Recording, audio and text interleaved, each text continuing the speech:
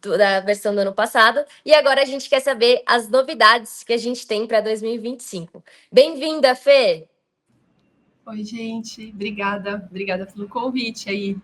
Vamos falar de SXSW. Eu comecei a te ouvir agora, Elê, você já fez a apresentação? Ninguém ouviu meu bom dia, pessoal? É isso? Estamos ao vivo? Ninguém. Eu ouvi agora, por isso que eu estou perguntando.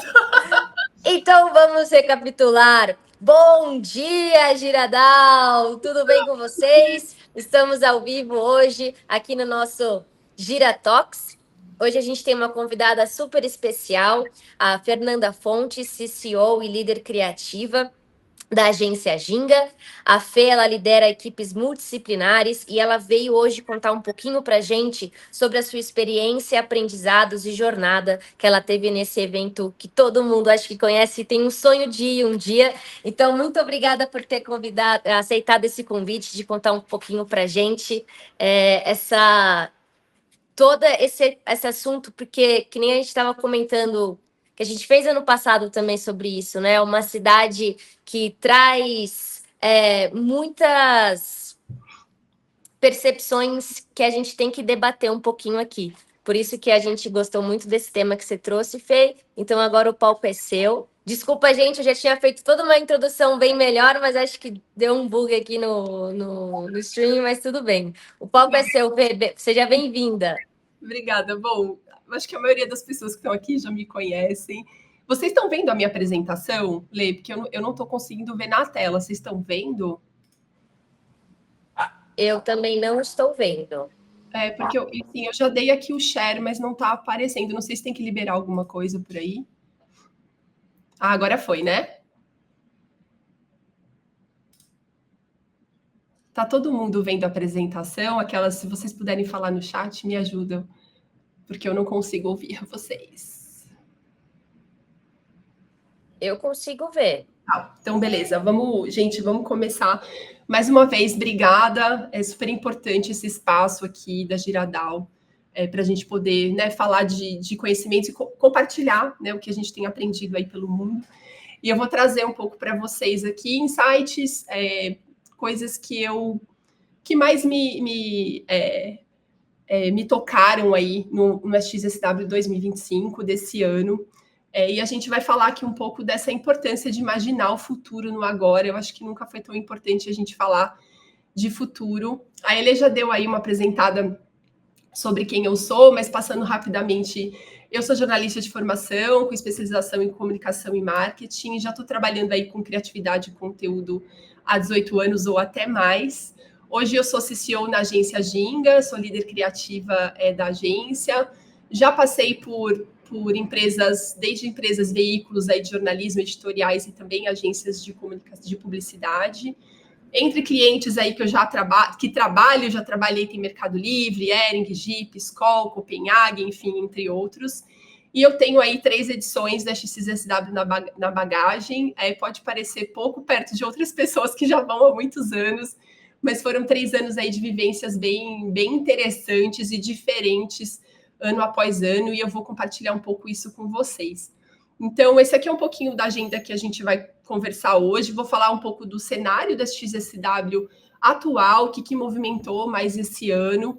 E aí vou fazer um convite aí para vocês ao longo da apresentação para a gente imaginar o futuro, da gente trazer mais a imaginação para a nossa vida, refletir sobre inteligência artificial, que eu sei que é um assunto que está muito falado, e a gente traz aí uma conclusão também. No final, vocês vocês podem mandando pergunta aí ao longo do tempo, o Dia e a Ele vão ajudar a gente quanto a isso, e no final também vou estar super aí à disposição para a gente responder algumas perguntas de vocês. É bastante conteúdo aqui, gente, então eu vou tentar falar num ritmo bom. Se eu acelerar demais, vocês também levantam a mão aí, tá bom? Trazendo um pouco sobre o cenário da XSW, eu não sei se todo mundo aqui conhece o South by Southwest, mas é um festival que foi criado em 1987.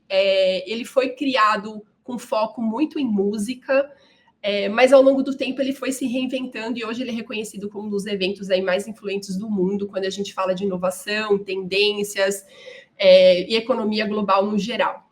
E esse ano, já falo para vocês que eu senti um ano um pouquinho diferente, vamos dizer assim, porque a gente sentiu ali ao longo do evento pautas mais mainstream. Quando eu falo disso, eu acho que tanto nome de pessoas conhecidas, autores de livro, podcasters, pessoas que têm, inclusive, um público que está fora necessariamente da conversa ali que acontece mais no mercado. Isso tem um ponto, acho que interessante, ao mesmo tempo ficou uma sensação de talvez que não tenham tido conversas tão profundas. Tem uma questão da cidade de Austin, eu até coloquei aqui que Austin está deixando de ser weird. O weird é esquisito, o slogan da cidade, para vocês entenderem um pouquinho, é Keep Austin Weird. E a cidade ela está passando por uma transformação gigantesca, sem dúvida. O ponto do SXSW também fez com que a cidade fosse mudando ao longo do tempo. Mas é uma cidade que fica no Texas, então, num estado, a gente pode dizer, um pouquinho mais conservador, mas Austin é uma cidade muito pulsante, sempre esteve ali de um lado talvez mais progressistas, mais para uma tendência mais diferente de mundo. Acontece que nos últimos anos a gente tem uma mudança, inclusive, de pessoas empresas indo para a cidade, as empresas de tecnologia, inclusive, indo para Austin. Para vocês terem ideia, o Elon Musk está criando um centro tecnológico enorme a 20, 30 minutos ali de Austin. Muita gente migrando ali do Vale do Silício, Califórnia, as empresas no geral aí de tecnologia. Então, está virando um centro econômico muito grande, e você vê isso na cidade, né? Assim, o visual da cidade mudou, são prédios gigantescos. Inclusive, eu senti dessa vez que eu fui, falei, caramba, né? O que está acontecendo? Assim, uma transformação enorme, o trânsito mais difícil. Eles falam que nos últimos 4 anos a cidade passou de 800 mil pessoas para 4 milhões de pessoas. A cidade não, né? A grande Austin ali, os arredores, para vocês terem ideia do tamanho que está tomando a cidade. Então, esse crescimento também a gente começa a ver uma diferença ali, né? Na aura ali, na vibe da cidade, né? Que é uma cidade muito incrível, muito legal. Então, sim, cheio de clubes de música. A parte de música ainda é muito intensa, então tem uma parte ali cultural muito interessante. Além disso, tinha uma expectativa muito em relação ao evento por conta do momento político dos Estados Unidos. Eu acho que todo mundo aqui está acompanhando. Então, tinha um pouco também essa coisa assim, como é que será que vai ser, né? O ano passado, o SXSW teve o patrocínio do Exército Americano, que foi super criticado. Esse ano ele não teve esse patrocínio, mas ficou essa coisa do o que será que vai ser conversado? Será que a gente vai ter ali momentos mais tensos? Será que a política americana vai ser tema de alguns debates? E a gente viu isso acontecer de uma forma, eu acho que até tímida, algumas coisas aparecendo mais, vou até falar isso para vocês, mas acho que no final, quando eu fui aqui escrevendo as minhas reflexões sobre o SXSW, eu vi que talvez tenha aparecido provocações mais do que a gente imagina, assim. E aí a presença brasileira, gente, de novo, muito grande. Se eu não me engano, foram menos brasileiros do que no último ano. O ano passado foi um recorde, acho que foram 2.500 brasileiros no evento. Esse ano, acho que estava em volta em torno de 2.000 pessoas. A gente sabe também que as questões de dólar, enfim, atrapalharam ali um pouco o evento em si. O evento ficou muito mais caro para muita gente, então tem esse ponto. E o SP House foi, de novo, um destaque dentro do XSW, que é uma casa do governo do estado de São Paulo, que eles montam com uma programação com pessoas da economia criativa brasileiras falando. E esse evento a gente vê essa casa ganhando mais força, com muitos talks e uma presença mais estrangeira dentro desse lugar. O ano passado era o encontro dos brasileiros, era lá. Esse ano eu vi muito mais essa coisa estrangeira, então gerando negócios aí e um olhar para o Brasil bem interessante. Então foi bem legal. Falando um pouquinho dessa coisa do cenário político que eu falei para vocês, eu trouxe aqui 2 momentos que foram mais claros assim sobre essa exposição, ali, essa manifestação do cenário político atual. Uma delas foi a CEO do Blue Sky, a Jay Graber, que entrou no palco com essa camiseta, em latim, né, uma frase que está mundus sine Caesarius, então esse é um mundo sem Césares, né, então criticando muito essa questão aí que a gente está vivendo muito dos bilionários, podemos dizer assim. E a gente teve aí, por exemplo, uma outra que foi 2 comediantes americanos, o Mark Maroon e o Kamal Bell, que entraram também, discutiram muito sobre isso, e o Kamau Bell entrou com essa camiseta falando que immigrants are not criminals, but the president is. Então, essa coisa, né, que os imigrantes não são criminosos, mas falando ali do presidente americano sendo sim essa pessoa. Então, rolou esse tipo de coisa. Até alguns talks, por exemplo, como Scott Galloway, ele falou muito do Trump de uma forma bem intensa. Inclusive, não está mais no ar a palestra de Scott Galloway no SXSW. Ninguém sabe por que exatamente, se aconteceu algum tipo de censura ali, mas isso rolou. E o Elon Musk foi muito citado como exemplos do que não ser no mundo em muitos talks. Assim. Isso apareceu bastante, então trazendo um pouco isso para vocês num olhar. Quando a gente fala que a XSW é gigante, gente, é tudo isso aqui de conteúdo que rola assim. A gente fala que são as trilhas, né, de conteúdo que você pode seguir, você tem seus interesses. São 23 trilhas que vão aí desde discussões sobre como vai ser o mundo em 2050, a propaganda, a inteligência artificial, a clima, a sustentabilidade, essa parte mais de criação, cultura, beleza, health, parte de medicina, enfim, tem tudo isso.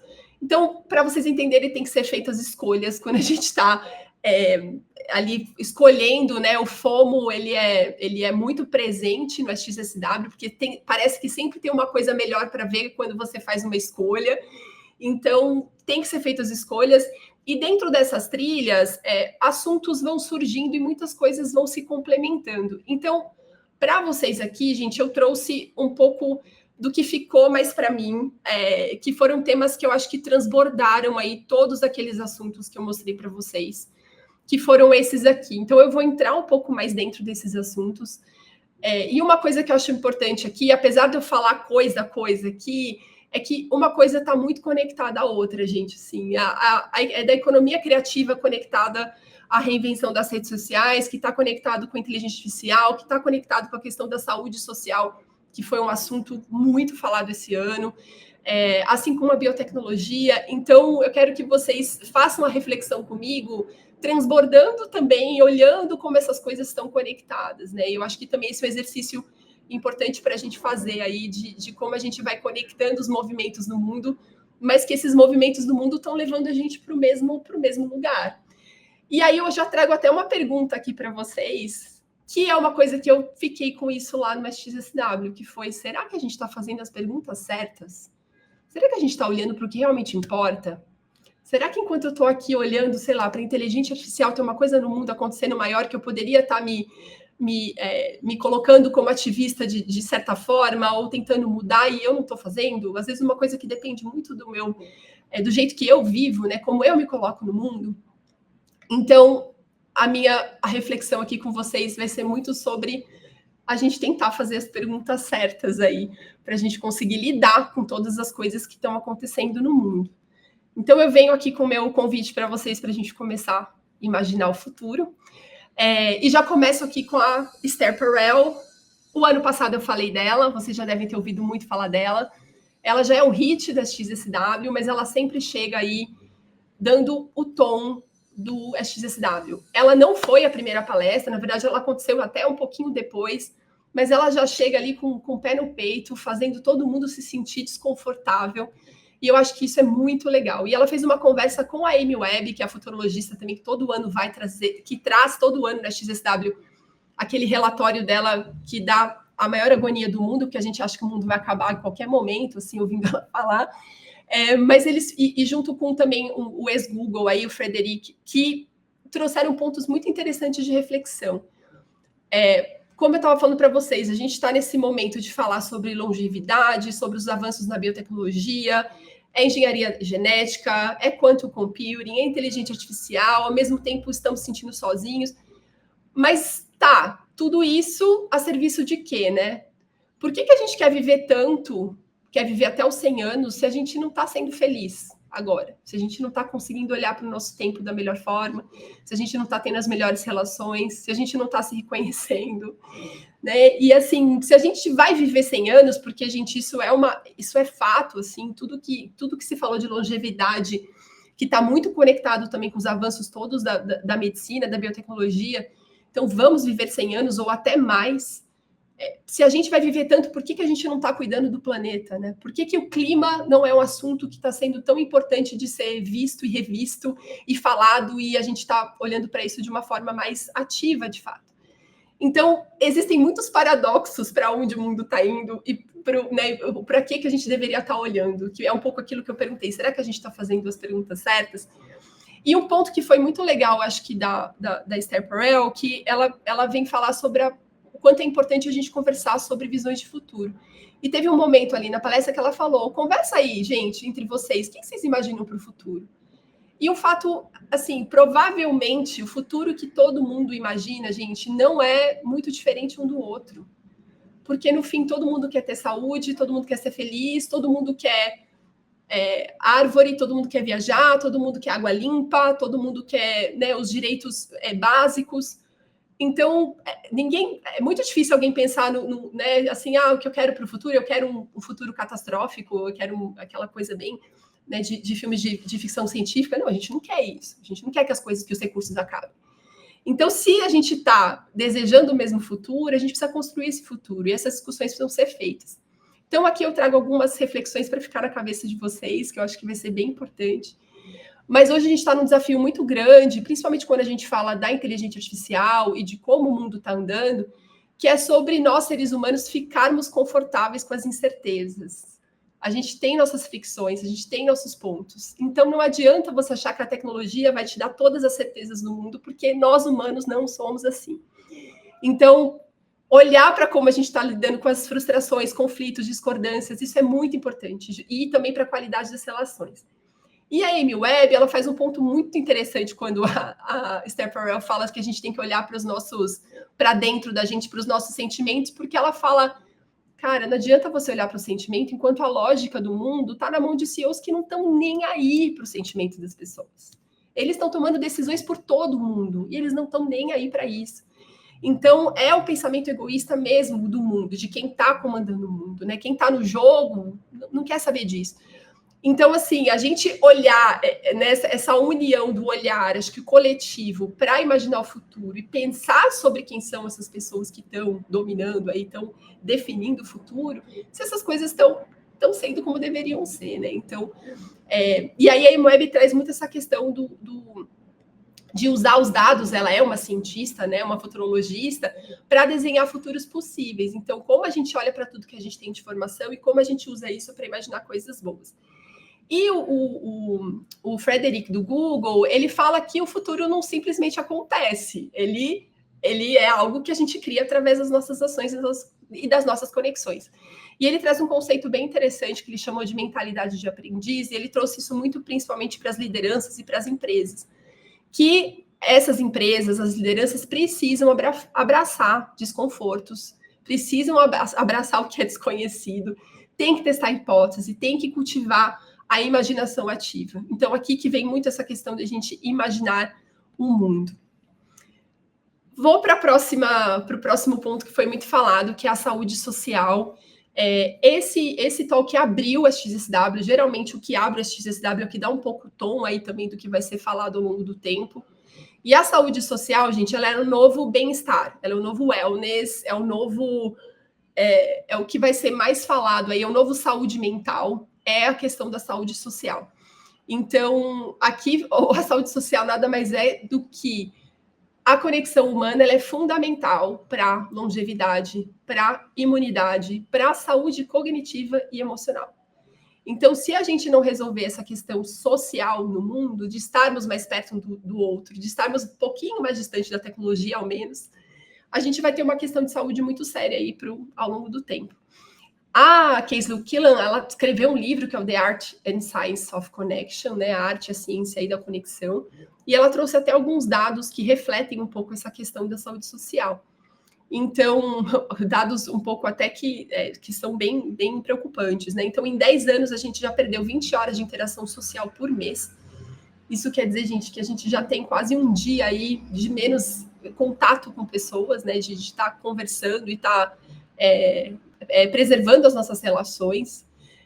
O isolamento aumenta 32% o risco de derrame, 50% de desenvolver demência, 29% chance de morte precoce. E já é assim, estudos já mostram que manter relações de qualidade pode aumentar a longevidade até 50%. Por que isso aqui também é muito importante? Assim, tiveram muitos talks na XSW sobre quase fórmulas de o que você tem que fazer para viver mais, para não morrer, né? Assim, E é tudo muito sobre, você tem que dormir 8 horas da noite, você tem que ter uma alimentação saudável. Inclusive, chega até a ser uma visão um pouco fora da realidade, às vezes, porque quando você pensa, principalmente você vem para a realidade do Brasil, gente, dormir 8 horas, se você tem boleto para pagar, se você está no trânsito preso, se você depende, né, de um salário mínimo, não é uma coisa tão simples de ser feita, né? Então, assim, é muito privilégio você olhar para essas questões.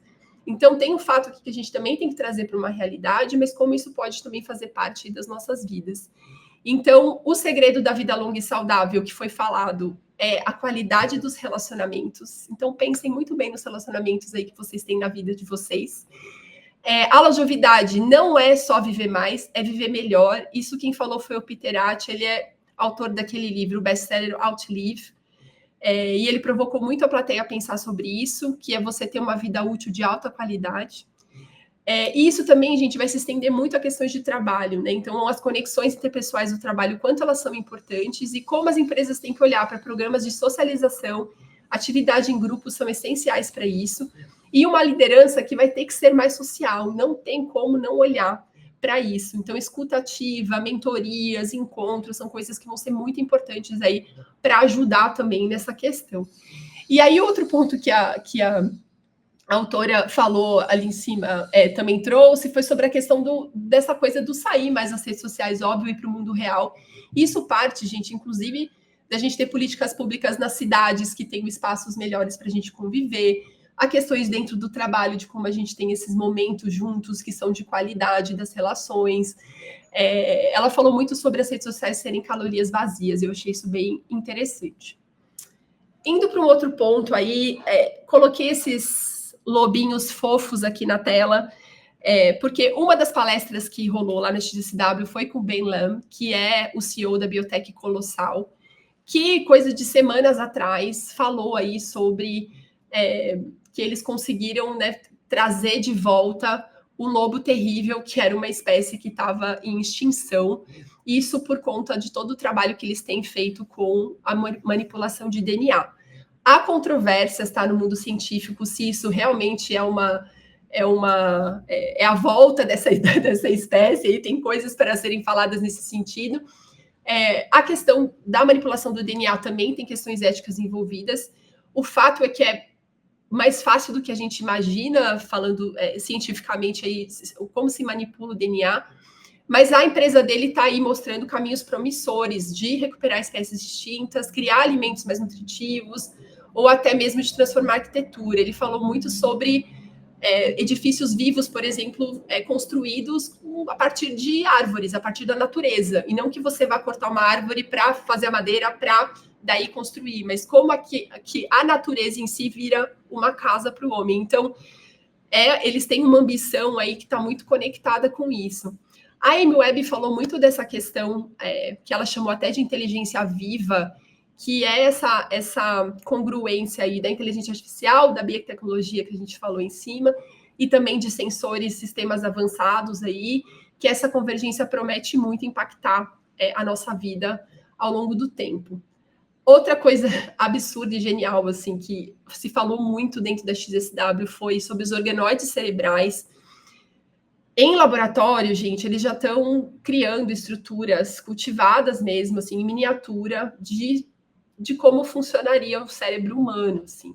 Eles imitam mesmo o desenvolvimento e a função do tecido cerebral, formam sinapses e redes neurais, e isso está ajudando muito a entender tanto o funcionamento do cérebro quanto para resolver questões mesmo, aí, doenças como Alzheimer, enfim, que tenham a ver com o desenvolvimento cerebral. Então, o avanço nesse sentido, ele é absurdo. Assim como as inovações em robótica biohíbrida, então robôs que já têm, gente, pele humana, que se regenera, que pode ser tratado. Então, isso já está sendo feito também para resolver todas essas questões aí de científicas. E modelos virtuais de células humanas, tem falado muito dos gêmeos, né? Hoje em laboratório está se criando gêmeos de células para entender melhor o funcionamento. Isso aqui, gente, vai mudar completamente como a gente entende envelhecimento, longevidade e por aí vai. Falaram coisas lá dentro, gente, da XSW que eu fiquei até assim, epigenética é uma das coisas que foi muito falada. Epigenética fala muito sobre, não é sobre a estrutura do DNA, né? Ela é sobre como o meio ambiente tem algum impacto nas suas células, no funcionamento ali do seu organismo, do seu corpo. E já tem estudos, por exemplo, que mostram que coisas passadas que sua família, enfim, né, outras pessoas do seu que já foram aí seus antepassados sofreram, provavelmente eles tiveram aí algum tipo de impacto nas células que vai passando de geração em geração. Parece papo de jovem místico, mas cientificamente parece que não é assim. Então, os estudos nesse sentido aí do microscópico aí estão avançando muito e a gente vai ver resultados disso aí na ciência com certeza absoluta. Tá? Aí eu trago aqui uma frase da Esther Perel para a gente fechar um pouco isso, mas ela traz essa reflexão do ligue seu poder de imaginar o mundo. Em que lugar você quer viver? Não somos o centro do universo e precisamos de pessoas para mudanças. Então, se coloque no mundo como alguém que faz parte de um coletivo e não só sobre o que você quer, os seus desejos, a sua vontade, que isso prevalece a partir de tudo. Não, gente, a gente tem que construir aí a coisa junto e, mais do que nunca, ligar esse poder de imaginar. Porque quem ainda está imaginando somos nós, né? Os humanos. A inteligência artificial ainda não está imaginando. E aí, falando disso, a gente vai para esse momento agora mais rumo à imaginação, que eu estou chamando aqui, que criar é parte aí do processo de mudanças. E quando a gente fala de criar, um dos pontos que também foram muito relevantes na XSW foi sobre recriar as redes sociais. Foi sobre, temos uma questão aqui, as redes sociais existem, elas são legais para caramba para muitas coisas, mas elas não estão sendo legais para muitas coisas, né? Então, questões de saúde mental, desinformação, vício, distração, exploração de dados, privacidade, polarização. Então, são todos temas que surgiram em talks dentro da XSW. Esses pontos sempre surgem e o que eu posso falar para vocês, gente, é que os dados que vão sendo apresentados são sempre mais preocupantes. Questão de saúde mental de jovens e adolescentes, de mulheres, de meninas, de questão de masculinidade, incels, é uma coisa que tem uma proporção que com certeza está pegando principalmente aí as novas gerações. E a gente também começou a ver na XSW surgirem aí algumas empresas e pessoas trazendo alternativas um pouco para olhar as redes sociais de outro jeito. Eu falei aqui da Jay Graber no começo aqui da minha apresentação, ela é CEO do Blue Sky. O Blue Sky é uma rede alternativa ao X, eu não sei se todo mundo, ao X, eu não sei se todo mundo aqui conhece. Quando o X foi derrubado no Brasil, muitos brasileiros migraram ali para o X, pelo menos por um período. Mas é uma rede que tem sido construída baseada em um protocolo aberto que devolve o controle para os usuários, né? Esse ponto ele é muito importante, assim, no sentido que as pessoas têm que voltar a ser o centro das redes sociais e não as empresas serem quem decide o que as redes sociais vão ser. O Blue Sky, ele tem, eu não sei quem participa ou se alguém está lá dentro, mas você consegue ver, por exemplo, os próprios desenvolvedores fazendo perguntas para a comunidade. É possível você criar listas para você acompanhar assuntos que são do seu maior interesse. Você fica menos refém do que o algoritmo quer te contar. E o algoritmo que é pensado por alguém com interesses. Então, esse ponto ele é bem importante. Eu convido aqui todo mundo a assistir. Eu até coloquei alguns links na apresentação, provavelmente a gente vai mandar isso para vocês depois. E é legal vocês assistirem algumas palestras, sem dúvida nenhuma. A Meredith Whittaker, gente, ela é CEO da Signal. O Signal é um app de mensagens, como se fosse um WhatsApp, mas que ele é criado de uma forma que, assim, prevalece a privacidade. A privacidade é o ponto central.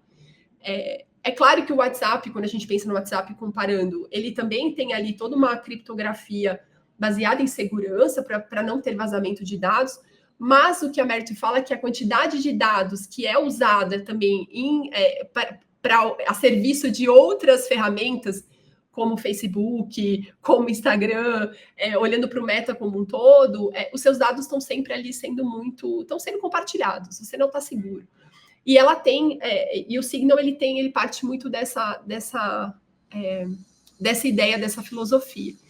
Então, uma coisa que, assim, olhando para isso, né, o Blue Sky Signal mostra que os sistemas podem ser repensados e feitos para colocar o usuário no centro da experiência, e não ao contrário, né, onde dados e algoritmos são feitos para os CEOs das empresas. Então, isso foi muito batido, essa questão dessa visão dos CEOs, de quem comanda, né, em várias palestras.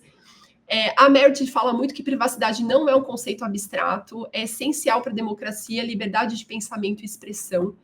Tem até um caso interessante que aconteceu, eu acho que, gente, coisa também de 2 semanas, que um jornalista da Atlantic, ele foi colocado num grupo do Signal, um grupo formado por pessoas da inteligência americana que estavam falando no grupo do Signal sobre ações que iam ser feitas de guerra, assim, ataques, eu não lembro exatamente aonde, e por algum motivo esse jornalista foi colocado nesse grupo, ninguém sabe se foi sem querer, se alguém colocou de propósito, enfim, e vazou tudo isso para a imprensa, toda essa dinâmica, porque assim, né, é o absurdo como vocês estão falando de uma questão super importante de segurança nacional dentro de um app de mensagens, né?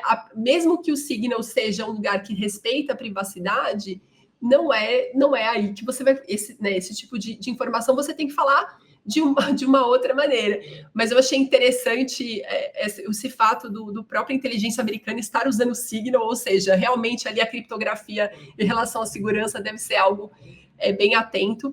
Essas duas empresas, hoje elas vivem por doação e investimento privado, né? Mas não tem publicidade ainda, não tem esse modelo. Ou assinatura também. O Signal você tem que pagar para usar.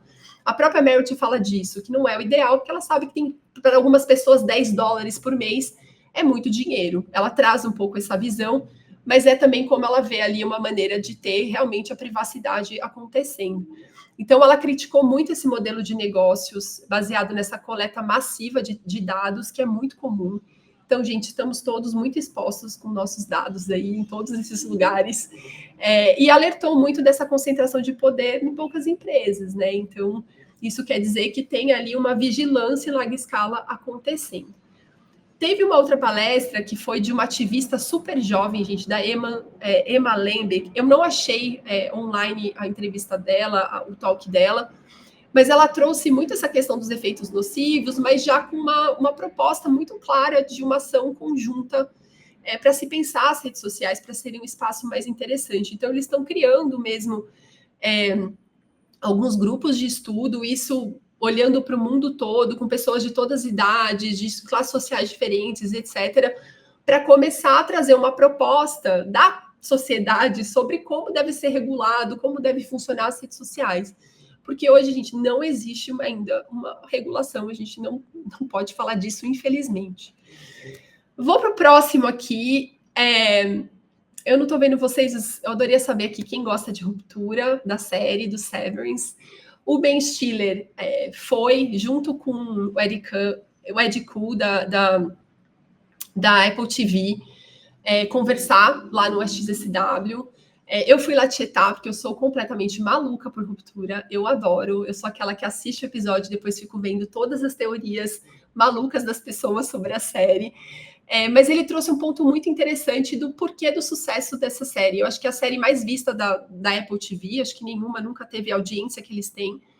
E o quanto a série em si está gerando conversa e conteúdo que transborda também, né, pelas bordas. E ele falou uma coisa muito interessante, que é sobre o engajamento do público com Ruptura. Ele acontece porque Ruptura é uma grande metáfora do que é o trabalho hoje, assim, né? Acho que quem trabalha está passando ou já passou por coisas completamente sem noção. Que, óbvio, a série traz dessa forma de metáfora, né, para a gente, mas que coloca você para pensar mesmo, né? Nossa, qual que é o sentido do que eu faço? Para que eu estou fazendo isso, né? Qual que é o objetivo disso? Então, aqui eu estou falando até de uma forma até mais superficial sobre a série, ela tem muito mais camada, ela vai além, mas são pontos que fizeram realmente as pessoas se engajarem ali com o assunto. Então, as metáforas, elas são muito importantes nesse processo. E aí ele também falou muito da importância do ecossistema todo de lançamento da série. A série, ela existe, ela é o objeto ali de assunto, mas em volta dela foi se criando uma série de experiências, né? Então, uma das experiências, no lançamento da segunda temporada, eles fizeram uma experiência, se eu não me engano, no metrô, em Nova York, que os próprios atores estavam dentro de um cubo ali de vidro, encenando e mostrando um pouco como seria ali um dia a dia deles na Lumon. Isso foi uma ideia que veio dos próprios atores, eles quiseram participar e tudo aquilo foi improviso. Então, eles falaram muito da importância desse engajamento também ali do elenco na história. Eles têm podcast, eles lançaram um livro, um PDF lá de um livro que ficou rodando, que é um livro que aparece na série. Então, assim, eles foram criando aí um monte de material para que isso acontecesse. Então, assim, para a gente ficar na cabeça aqui de tudo que foi falado nesse talk, que é o momento da gente imaginar o que a gente quer para o nosso trabalho, assim, então, onde podemos colocar os nossos esforços, e é claro, para a gente transformar em conjunto com as empresas, né? Então, é esse olhar para o que a gente quer para isso, sendo construído junto. A Brené Brown trouxe em outro talk que ela participou, que o poder está nas histórias humanas ainda. Ela acredita muito que as histórias humanas que inspiram aprendizado, a imaginação. Por isso, Ruptura é sucesso, porque ela conecta por uma metáfora, como eu disse, um problema real das pessoas. Então, quem pode contar isso são as histórias. E um outro podcaster, Kenny Barris, que estava até com a Brené Brown em outro ponto, ele falou muito sobre a importância da curiosidade para entender o outro, assim. Que está faltando a gente fazer as perguntas, a gente querer saber sobre o outro e querer saber sobre o que a gente não sabe, né? E ter essa consciência de que tem muita coisa que a gente não sabe. Então, a curiosidade não vem com julgamento, vem com a disposição de entender. Isso foi uma frase que ele falou que me pegou bastante. E eu acho que a curiosidade, ela é parte aí desse convite da imaginação que a gente está conversando aqui ao longo do tempo. Seguindo aqui nesse flow da criatividade, acho que um dos toques mais esperados e que ficou gente para fora, assim, foi dos líderes das marcas Liquid Death e o do Duolingo. A Liquid Death, eu falei bastante deles no ano passado, de como eles criam propagandas e conteúdos super irreverentes, do humor, bem nonsense, e isso, assim, tem sido realmente uma bola muito dentro deles.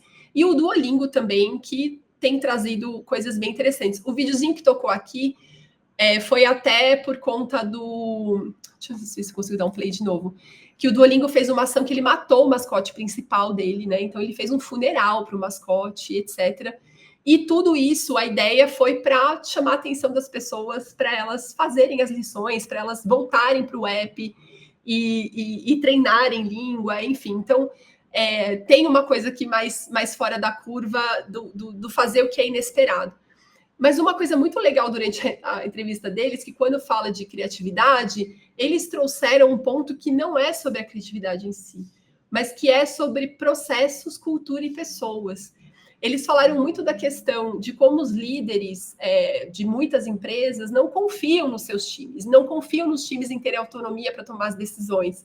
E às vezes uma ideia, um insight que vem, ele passa por tantas mãos que a ideia original ela perde completamente a essência. Eu acho que várias pessoas aqui devem estar entendendo bem o que eu estou falando.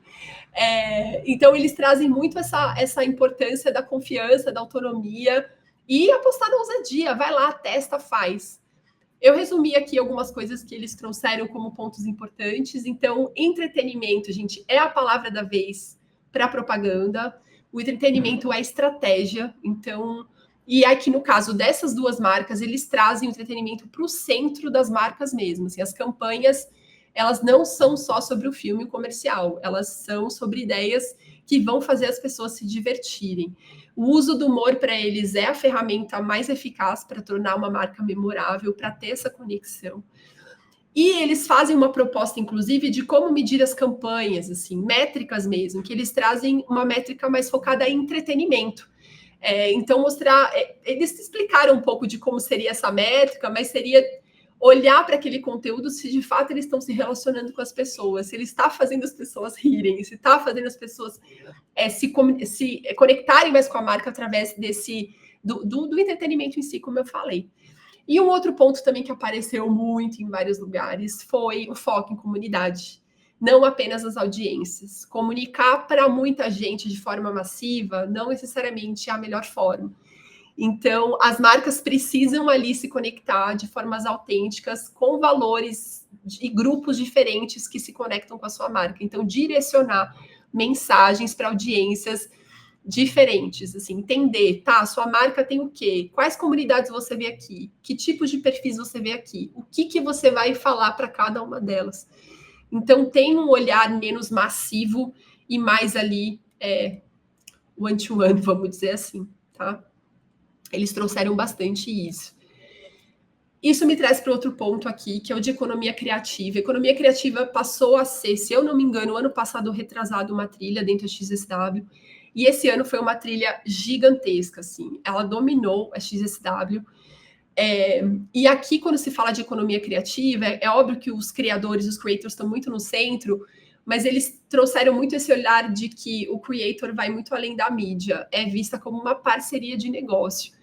Então, os creators que dominam storytelling, formatos nativos, co-criam com as marcas, revisitam caminhos de acordo com as mudanças nas plataformas.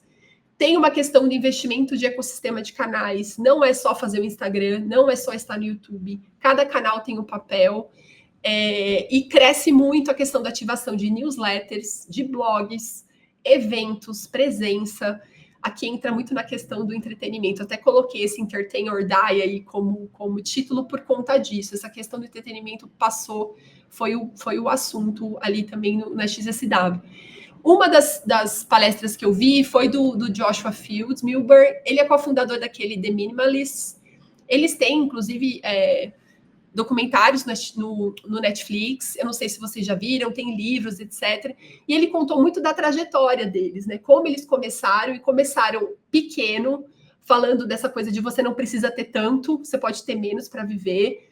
Dentro ali um carro deles, eles iam passando por algumas cidades, em alguns momentos tinham 2 pessoas na plateia, outros momentos 4, mas com o tempo eles foram criando essa comunidade, e hoje eles são muito grandes, e eles têm uma série aí de ações, mas por quê? A consistência, a construção de comunidade sempre foi muito importante para eles. Então, a gente olha para isso, é claro que a gente olha muito da perspectiva do creator, mas isso aqui serve absurdamente quando a gente pensa numa marca, né? De como uma marca tem que estar olhando hoje para tudo que ela faz. E aqui eu trouxe alguns pontos também que foram falados nessa questão de creators. Tem várias palestras aqui, tá? Eu só coloquei os melhores momentos, que eu acho que são coisas bacanas para ficar na cabeça de todo mundo. Uma coisa muito levantada foi o descompasso entre as plataformas e os criadores. De novo, as plataformas pensando muito no seu próprio algoritmo, nas suas próprias métricas, mas não que elas ajudem ali quem está criando conteúdo. Então, por exemplo, as plataformas, elas priorizam conteúdos curtos, mas já se sabe que os fãs, eles gostam de vídeos mais longos. Não à toa, o YouTube foi apontado pelo Scott Galloway como a principal plataforma de mídia do ano. E ele coloca aqui o podcast como conteúdo da vez. E o podcast como conteúdo da vez muito integrado com a imagem, tá? Então, esses videocasts, o YouTube, ele entra com essa força. Então, é o conteúdo mesmo do momento. Então, se discute muito de uma lógica aí que precisa também olhar mais para o creator e também para quem está assistindo, para os fãs, e não só para o que as plataformas acham que funciona melhor. O burnout foi uma outra coisa que ele falou muito sobre, né? Que foi muito falado também sobre esse mercado. Os criadores estão exaustos e muitas vezes porque eles não têm estratégia, né? Então eles precisam ser vistos como marcas, como negócio, ter estratégia, consistência, enfim. E o Joshua Fields, ele falou muito sobre a questão do o que é suficiente para você. E eu acho que isso é uma coisa que a gente tem que levar para a vida, assim, né? Quando você chega ali no patamar, no objetivo que você chegou, será que precisa mais? Ou será que você chegou ali onde você tinha que chegar e isso tá legal para você? Você consegue pagar as pessoas que você trabalha de uma forma justa? Você consegue que as pessoas tenham um trabalho ali, um horário de trabalho justo? A sua saúde começa a ser colocada em consideração, não só em relação a ganhos financeiros. Então, tem uma pergunta aí importante que eu acho que ele fala para o mundo do criador, mas que vale a gente trazer aí para o nosso mercado como um todo, né? Outro ponto, a monetização ética e sustentável. Então, modelos que alinham interesses dos criadores e fãs aí. Então, esse ponto é importante. Ele fala que quando o conteúdo é bom, se o fã engaja, ele paga por aquele conteúdo. E uma outra coisa que foi muito falada, gente, foi sobre os criadores B2B. Que muita gente tem na cabeça que B2B, influenciador, creator não entra na história, mas na verdade o que mais se falou foram que profissionais e empresas precisam desses criadores B2B para ajudar a construir aí tanto educação, consultoria, enfim, licenciamento de produtos. Então tem um caminho aqui bem interessante para quem trabalha aí com B2B. Trazendo aqui uma frase da Sandy Carter, que foi uma outra palestra, que eu nem trouxe ela aqui super falada, mas ela trouxe uma frase que o futuro não é sobre ser criador, mas é sobre construir negócios que usam conteúdo como motor principal. Então, não é só sobre ficar criando e fazendo, mas como você constrói aí o seu negócio mesmo para fazer com que essa engrenagem funcione. E olhando para as marcas, sem dúvida, o conteúdo é parte aí tão importante quanto outros investimentos para serem colocados na mesa, tá? Agora a gente vai entrar no AI. Eu estou aqui já, gente, acho que no último momento, que eu não quero também passar aqui do horário, porque eu imagino também que todo mundo tem compromissos aí. Mas eu vou trazer algumas reflexões que vieram para mim. Eu imagino aqui que muita gente foi impactada ou usou o chat GPT para criar imagens nesse formato anime, né? Isso aconteceu bastante aí nas semanas anteriores. E nada mais é do que o chat aí, o GPT-4 da OpenAI, criou aí, né, um modelo que copia um estilo do estúdio Ghibli, que é um estúdio aí do Hayao Miyazaki, eu acho que fala, que é conhecido aí por condenar a inteligência artificial. Então, a gente entrou aqui numa questão muito importante sobre o uso, né, de imagens, de propriedade intelectual de pessoas, da arte de pessoas, dentro da inteligência artificial. Então, até tem uma frase que ele trouxe aqui, tem um vídeo dele que viralizou, ele falando sobre isso, o quanto ele ficou chateado. Quem cria esse tipo de coisa não faz ideia do que é a dor. Estou completamente enojado, sinto fortemente que isso é um insulto à própria vida. Tem uma questão aqui ética, pouquíssimo falada, talvez, e eu acho que isso parte muito também de nós, que estamos ali usando a rede, que às vezes a gente entra ali numa trend e faz a coisa que a gente não está olhando aí para quem é dono, para quem que é o intelectual, e que isso a gente está, de certa forma, copiando um trabalho artístico. Eu trouxe essa reflexão antes de entrar num talk que foi muito, muito legal. Também não achei no SXSW, infelizmente, mas eu acho que vale vocês procurarem essa artista, que ela chama Holly Herdon. A Holly Herdon, ela é reconhecida como uma das 6 pessoas mais influentes em inteligência artificial pela Time. Ela é uma artista digital e ela tem usado inteligência artificial para criar seus próprios modelos de linguagem. E ela traz muito essa reflexão do tipo, é possível usar a inteligência artificial para criar a sua arte. E se você quiser disponibilizar para as pessoas, mas não que ela seja usada de forma discriminada, completamente sem os direitos. Então, ela faz uma reflexão tanto artística, mas também do quanto é importante a gente olhar para toda essa questão ética.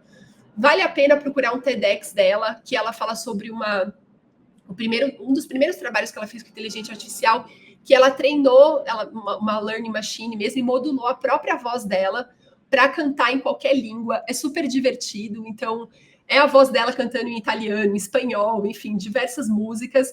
E ela também criou um outro modelo de arte usando uma marca registrada dela, que é os cabelos ruivos, que é ali um modelo que quando você cria alguma coisa, sempre vem com esse cabelo ruivo dela de uma forma destacada. Ela mostrou várias imagens que ela fez a partir desse modelo, super divertido, super legal. E ela usa tudo isso de uma forma para chamar atenção. Então, ela destacou muito o desenvolvimento de tecnologias próprias e protocolos que abordam a propriedade e ampliação da identidade digital e da voz das pessoas, para que, de fato, o artista seja dono daquilo, né, e não seja replicado, como eu mostrei ali em cima. Enfatizou a importância de uma abordagem centrada no artista, onde a inteligência artificial serve como ferramenta para expandir possibilidades criativas e não substituí-las, e o quanto as tecnologias podem ser integradas aí de forma ética e artística na criação musical, ou qualquer arte. Então, a reflexão dela vale muito a pena. Então, gente, procure a Holly Herndon aí, porque é muito interessante todo o trabalho que ela faz. E aí eu trago até uma frase da Brené Brown, que surgiu ali em um outro talk, que ela fala sobre que é na poesia e nos espaços dedicados à arte que encontraremos as soluções que realmente precisamos e não apenas na inteligência artificial. Então tem um ponto ali, né? Não fique esperando que o chat GPT vai te dar as respostas. Né? A gente precisa procurar essas respostas em outros lugares e criar, imaginar isso a partir das nossas cabeças. E aí, entrando aqui mais na questão da inteligência artificial, gente, é surreal o quanto que isso avançou e andou. Esse foi meu terceiro SXSW, como eu falei para vocês. No primeiro SXSW que eu fui, eu fiquei meio chocada com a inteligência artificial, do tipo, caramba, isso existe, fudeu, já era, acabou tudo pra gente. No segundo ano, já tinha muito mais uma reflexão sobre a inteligência artificial, se falou muito sobre a questão ética, da regulamentação. E esse ano eu cheguei lá, falei, vamos ver o que vai acontecer. E, gente, assim, já aconteceu, tudo e mais um pouco. A coisa tá andando e, assim, não existe mesmo voltar atrás. Mas tem pontos éticos, acho que cada vez mais latentes para serem discutidos, assim. Então, crescem aí novos sistemas que estão chamados de agentes de inteligência artificial, companheiros virtuais, gêmeos virtuais, Agent Experience, que é uma coisa que tem coisas aqui muito técnicas, que eu acho que é até difícil a gente visualizar como isso funciona, mas eu vou falar um pouco para vocês. E a computação quântica aí com potencial, isso segundo especialistas, de revolucionar mesmo áreas como segurança digital, saúde, clima, ajudando a solucionar problemas que seriam impossíveis. A computação quântica, ela resolve coisas de forma muito rápida, ela faz cálculos absurdos de uma forma muito rápida. Parece que é um pouco assustador. E da mesma forma que tudo isso pode ser usado para o bem, claramente também pode ser usada para o lado ruim. Então, até o CEO da IBM falou um pouco sobre isso, eu trago uma frase dele aqui, que é que essas tecnologias são extensões da nossa imaginação. Então, o desafio é escolher com consciência o que a gente vai usar. Então, pense bem ali, para que tudo isso existe. Então, falando desses termos todos, os agentes de AI, eles vão, sim, tomar decisões, executar ações e aprender com resultados sem precisar da nossa interação humana. Isso já é um fato. E isso acontece também com a combinação de várias inteligências artificiais. E eles vão combinar o quê? Dados, informações sobre nós, para pensar sozinho. Não é à toa que a Meredith Whittaker fala tanto da importância da privacidade, porque isso aqui também fere muito coisas que são nossas pessoais, mas que é um caminho aí que já está acontecendo. O John Maeda, da Microsoft, ele falou muito de uma mudança de design do user experience para user agent, que é a experiência do agente, porque vai crescer esses sistemas multi-agentes, sistemas que combinam muitas inteligências artificiais. Quem trabalha muito com isso vai começar a olhar muito mais para essa combinação desses agentes, para distribuir tarefas, para aprender com interações, para tomar decisões 100 vezes mais rápidos do que os humanos. Então, esse é um caminho que já estamos aqui, gente. Assim, já daqui a pouco começa a aparecer para a gente. Outros pontos são os companheiros virtuais, então o aumento de assistentes virtuais mesmo programados para interação social, para atender crescente coisas aí de conexões. A Sandy Carter falou muito como ela usa já algumas inteligências artificiais, por exemplo, para unir a agenda dela pessoal com o sistema do telefone, que consegue cruzar, enfim, como ela chega mais rápido no compromisso, coisas desse tipo. Então, isso já é uma realidade. E com tudo isso, gente, a gente vai ter aí um crescimento exponencial de dados, e quando a gente fala de crescimento exponencial de dados, a gente está falando de mais recurso natural sendo usado no planeta. Então, tem uma previsão aqui que até 2030 o volume de dados gerados globalmente vai alcançar zettabytes, eu não sei nem o que isso significa, gente, o equivalente a cerca de 660 iPhones por pessoa no planeta. 2030, falta 5 anos. Então, assim, quando eu falo que a gente precisa imaginar o futuro que a gente quer viver e como a gente vai lidar com essas questões, é importante a gente olhar para isso agora. Uma frase da Meredith Whittaker aqui, da presidente do Signal, que eu achei bem legal, que falando sobre esses agentes de IA, eles precisariam usar informações de tudo que a gente está fazendo, nosso cartão de crédito, calendário, conversas. Há uma questão profunda de segurança e privacidade que está assombrando esse hype. Então tem essa coisa do cuidado com o oba-oba, né? Parece que vai ajudar muito, facilitar muito a nossa vida, mas tem um custo aí, tanto para o planeta quanto para a nossa privacidade, bem importante de ser vista. E aí, gente, tô quase fechando aqui, eu trago o ponto da desinformação também como um ponto importante, e aqui também trazendo muito o olhar para nós, principalmente para quem trabalha aí com o mercado publicitário, do quanto é importante a gente olhar para quais são os lugares que a gente está colocando informação das marcas que a gente trabalha, né? Hoje a gente tem, então, a desinformação foi um assunto aí muito falado, misinformation, disinformation, de diversos toques, e a gente tem hoje tanto o X, Meta, que são beneficiados aí pela publicidade, evitando a responsabilidade pelos conteúdos postados, né? Vocês lembram do vídeo que o Mark Zuckerberg fez, do tipo, galera, esse problema não é mais meu, o problema é de vocês aí. O X já tomou essa decisão há muito tempo. Eu trouxe até para vocês uma matéria que saiu no New York Times essa semana. Eu dei um print aqui de um post que eles colocaram no Instagram sobre pessoas que estão reparando o quanto, depois que elas criticaram alguma coisa do Elon Musk no X, como o engajamento delas foi por água abaixo.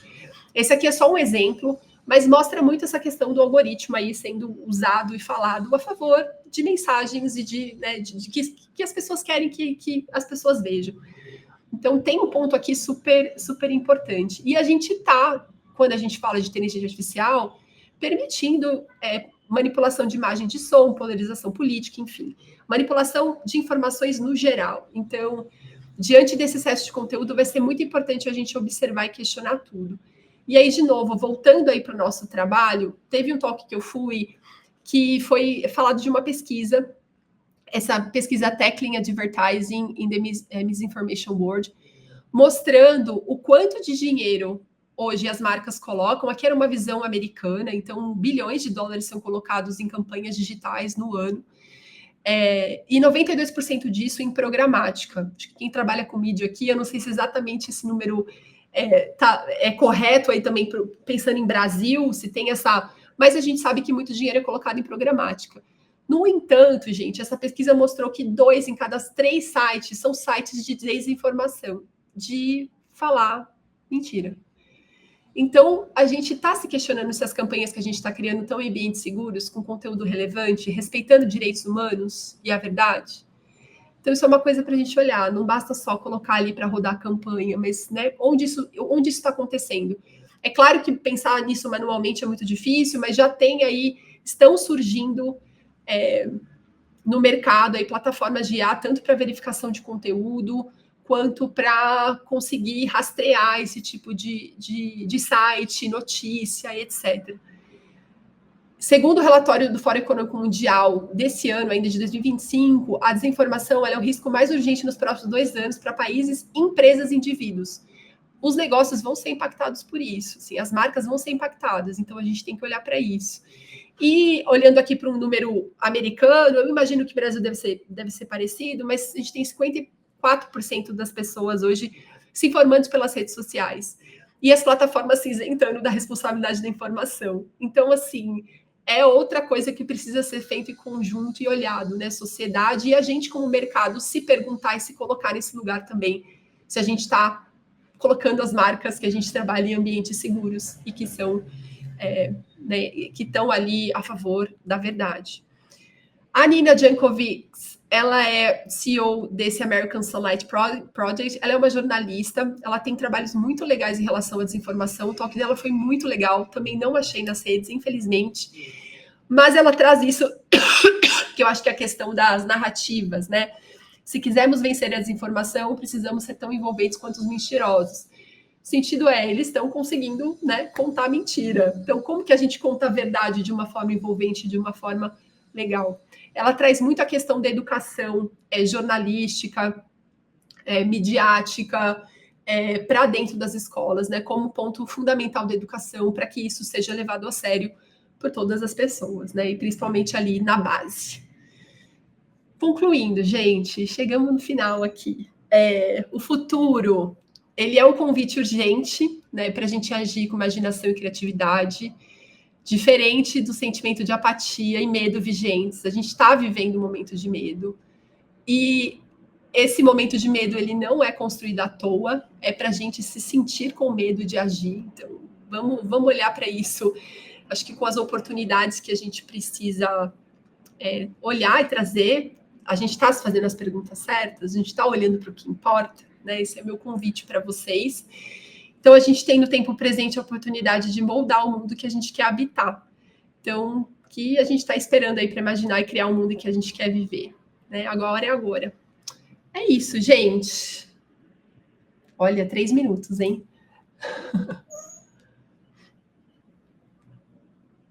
Acho que toda essa apresentação e aprendizados que você trouxe hoje para a gente representam muito esse espaço da Giradal que a gente tenta construir aqui, principalmente com essas iniciativas do Giratox, porque enquanto o futuro parece que já está vivendo hoje no presente, todo dia tem uma tecnologia nova, a gente tem que tirar um tempo para parar, respirar, pensar também e começar a intencionar como é que essas tecnologias podem resolver não só dores de negócio, mas dores sociais, né? Me marcou muito quando você trouxe a saúde social. Eu achei muito interessante quando você colocou esse paralelo que a gente fala muito de saúde mental e agora a gente vai começar a falar muito sobre saúde social e como é que a gente pode também usar essas ferramentas com a intenção certa para a gente conseguir resolver problemas sociais. Porque a gente já validou, que nem você falou, né? Na primeira edição, há 3 anos atrás, já estava todo mundo falando de AI e tudo mais, só que muito voltado para resolver problemas e dores de negócio, né? Exato. Então, é muito importante a gente começar a fazer essa curadoria, esse questionamento de que dores que a gente precisa resolver aqui. 10 anos atrás, eu assisti uma aula do Patrick Watson, do MIT, e era uma aula de AI 10 anos atrás, ou seja, era antes agora do hype generativo. E me marcou muito, porque ele trouxe exatamente isso que você está colocando hoje para a gente. Que a inteligência artificial, ela deve ser direcionada também a gente começar a compreender nós mesmos e começar a resolver problemas que a gente criou também. Exatamente. E eu acho que, às vezes, esse medo que a gente tem da IA é que a gente sabe que, no fundo, a gente está fazendo muita coisa errada aqui, como sistema, como sociedade, como... enfim... Mas eu também acho muito legal essa questão de genética que você trouxe. Foram vários assuntos, né? Eu fui tentando agora fazer um puxadão assim, mas eu acho que saúde e desinformação é uma coisa que a gente tem que trazer mais urgência.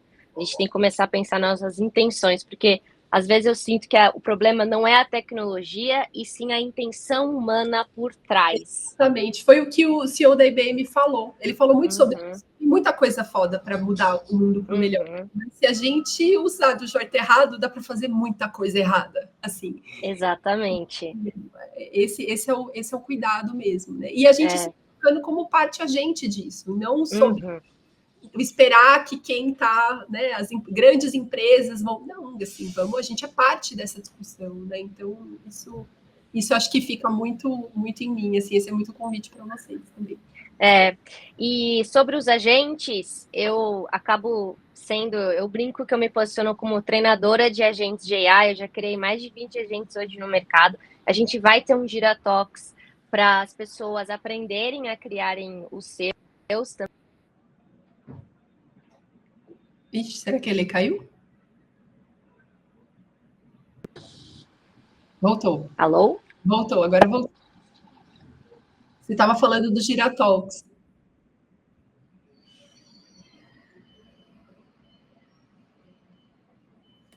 Acho que ele caiu, né? Não sei se ela volta. Desculpa, eu caí. Voltou, agora você voltou. É muito curioso, né? Porque eu tô aqui em São Paulo e choveu e acabou a luz, então eu tive que me virar aqui com 5G. É engraçado que enquanto a gente está falando já de orquestração de multi-agentes, não sei o quê, a gente ainda perde a internet e a luz por uma chuva. Então a gente ainda tem muitos problemas que a gente precisa começar a mapear, estruturar e lembrar que a gente não tem que ser refém também dos grandes monopólios, das grandes empresas que pensando que elas que vão ter que direcionar essa tecnologia. A gente tem que lembrar também da pressão social, da gente começar a também instigar e fomentar projetos de lei que começam a proteger a gente também. Se a gente começa a entender que pode vir, né? Você falou muito sobre medo e demissões em massa. Como é que a gente, como consumidor, consegue também se proteger, colocar uma lei onde as empresas têm uma porcentagem que elas não podem fazer esse tipo de demissão assim? Então, eu acho que cabe muito a nós também nos questionar como é que a gente participa mais politicamente também nessas mudanças. A gente sabe que quando a gente olha o histórico da nossa sociedade, as grandes mudanças não vêm quando uma empresa quer alguma coisa, mas quando o povo para e fala, opa, peraí, a gente quer fazer umas coisas diferentes. Então, a gente precisa começar a hackear também e separar essa tecnologia para resolver todas essas dores que você trouxe. Boa. Mas assim, foi muito legal, explodiu a mente, dá muita vontade de ir no evento. Eu nunca fui no evento, é um sonho. Então, muito obrigada por ser essa ponte com a gente, trazendo esses aprendizados, e não só os aprendizados de lá, mas também com as suas jornadas, a sua experiência também nos impactos hoje com a publicidade. Querendo ou não, a Giradal, ela é uma comunidade de marketing e inovação, então achei muito legal. E pessoal, quem está assistindo, fica essa dica da Fê sobre os creators B2B. Isso é uma coisa muito legal, eu nunca tinha ouvido falar desse termo, então foi um aprendizado muito massa, que eu acho que isso pode incentivar outras pessoas também, que ainda dá tempo, viu, gente? Ainda dá tempo de você ser creator, começar a direcionar e usar essas tecnologias ao seu favor e para a sua trajetória. Aliás, falando disso de creators, é uma pesquisa que eu li hoje sobre o cenário Brasil. 75% dos jovens brasileiros querem ser creators. Aí. Então, é isso, a Gen Z tá querendo, é porque é isso, é trabalhar com o que você ama, né? A gente já cresceu isso também na nossa geração como millennial, e eu acho que também vai ter uma movimentação muito também sobre creators agentes, porque que nem você trouxe aquele exemplo daquela pessoa, daquela artista que criou com a voz dela novas músicas e tudo mais. Então, pelo menos do meu lado otimista, eu espero que um pouco dessa revolução seja que a gente possa trabalhar um pouco menos, redução de jornada de trabalho, mas continuando fazendo o que gosta com um propósito. Então, mais um projeto de lei. Eu acho que assim, sexta-feira tem que se virar o novo domingo, assim, redução de jornada de trabalho com proteção de emprego também. Eu sou mais utópica, assim, com essa tecnologia. Bom, Ele, gostei, fiquei feliz que tudo isso borbulhou, porque acho que a ideia é justamente essa, como vai borbulhando e vindo coisas, e como as coisas estão conectadas. A gente tem que olhar para as coisas de uma forma conectada. Então acho que esse é o recado aí, final. Mas obrigada. Excelente. Gente, aqui no link está o nosso QR Code para entrar na nossa comunidade. A Fê está na nossa comunidade, então quem quiser já abrir esse diálogo direto com ela, eu super recomendo. Ela é uma pessoa incrível, profissional, brilhante. Então, muito obrigada pela essa manhã, Fê. A gente tem algumas perguntas que o pessoal quer saber se você pode compartilhar a apresentação. Entra na nossa comunidade que a Fê vai disponibilizar por lá. Exato. Beleza? Gente, pode Então deixar. tá. E até no final da apresentação eu coloquei outras coisas para vocês procurarem, eu acabei não passando pelo tempo, mas que foram pessoas que eu ouvi lá, que eu acho que são legais da gente seguir, olhar, que vale bastante a pena. Excelente. Só para finalizar, a gente falou muito de agentes, mas agora também está um hype muito grande sobre vibe coding. Então, Fê, se você quiser, em um segundo, criar um site com sua apresentação, com todos os deep dives, suas apresentações, hoje também você consegue criar e fica muito interativo. Eu brinco que hoje um consumidor consegue virar CEO em uma noite, assim. Agora as pessoas estão criando seus próprios sites, aplicativos, conseguindo organizar todos os seus conteúdos num toque de mágica. Mas isso fica papo para um Na próximo próxima, Giratalks, vários onde a gente vai Giratalks. ensinar vocês sobre vibe coding, orquestração de agentes. Mas é isso, pessoal. Muito obrigada. Um ótimo final de semana e a gente se vê na próxima edição. Tchau, gente. Bom fim de semana para todo mundo. Tchau.